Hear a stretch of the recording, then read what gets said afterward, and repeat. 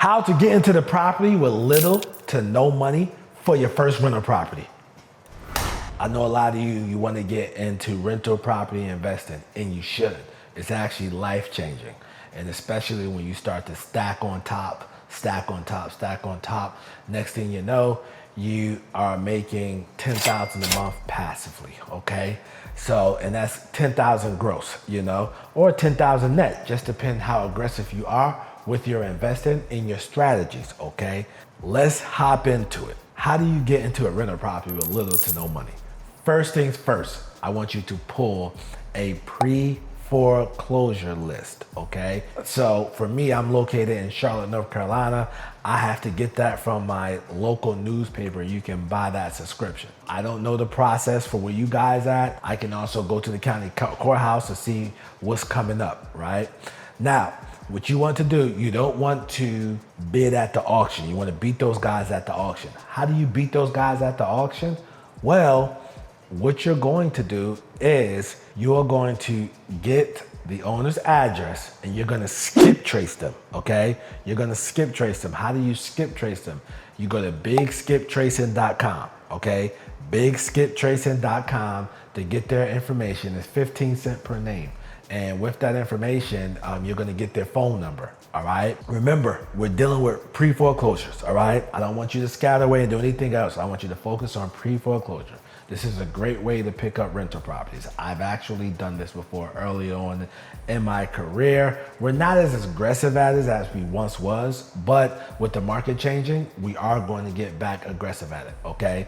So with the pre-foreclosure, they're losing the house, so they have to do something, right? The majority of those people will be in denial, okay? They will not want to deal with you. They don't want to talk to you, right? And they're not going to be upfront about their situation.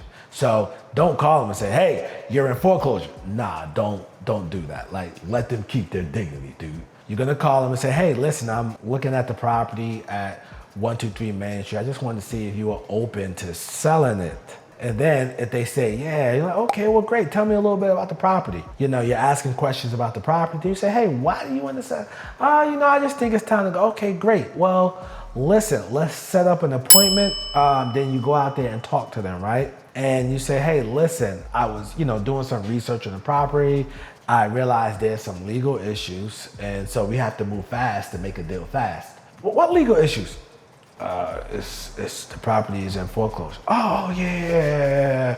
Some people are gonna say, oh no, don't worry about that. I'll take care of that, or whatever the case may be.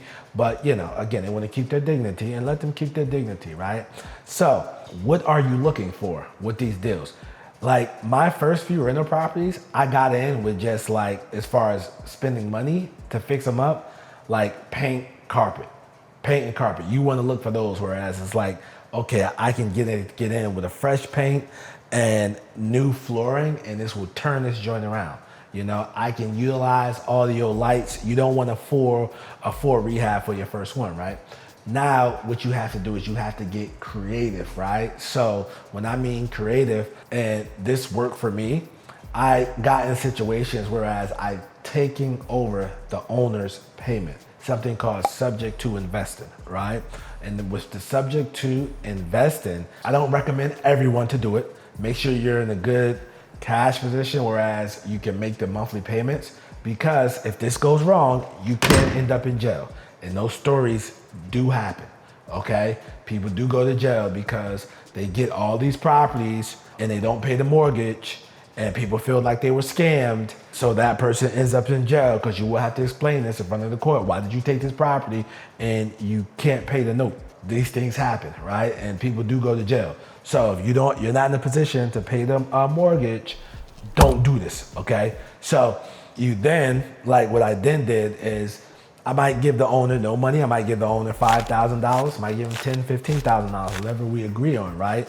And I get the deed, and then I take over the debt. And then I do the paint and carpet and just rent it out and hold it. And this was the way I'm able to create $150,000 equities in just one property. You know what I mean? $100,000 equity in one property, because I targeted a specific area. I like to target low income areas, and I targeted those areas and bought stuff there.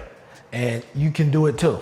all right? Because my comfort zone, I feel comfortable in the hood. So I bought my rental properties in the hood.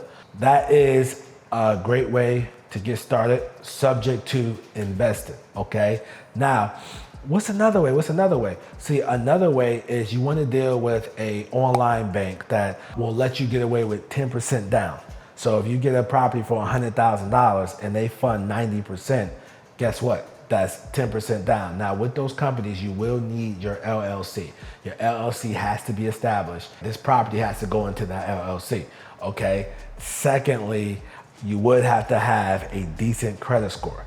However, if you do the subject to, your credit score doesn't matter. But now you will have to have a decent credit score if you go the online bank route. So an online bank route, iFundCities.com, Lima1Capital.com, all of those sites like those, you will then go and work with those people. Now, I believe they might want 20%, but there's some out there who will do it for 10%.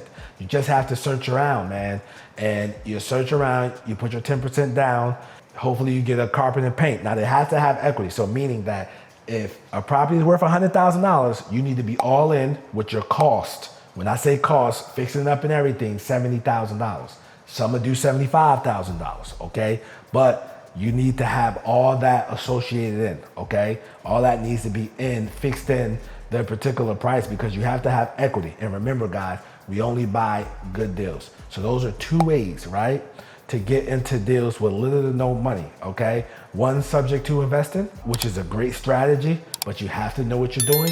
The other one is dealing with online banks who allow you to put 10% down on rental properties. So what I'm gonna do, I'm gonna put this video up next to me where I'm talking to a lender and he's running down the criteria of what he wants to fund your deal. So go out there, get your first rental property. I'm Nasser, AKA the Real Estate Guru. I'm not a guru, I'm a duru because I actually do this business. Peace.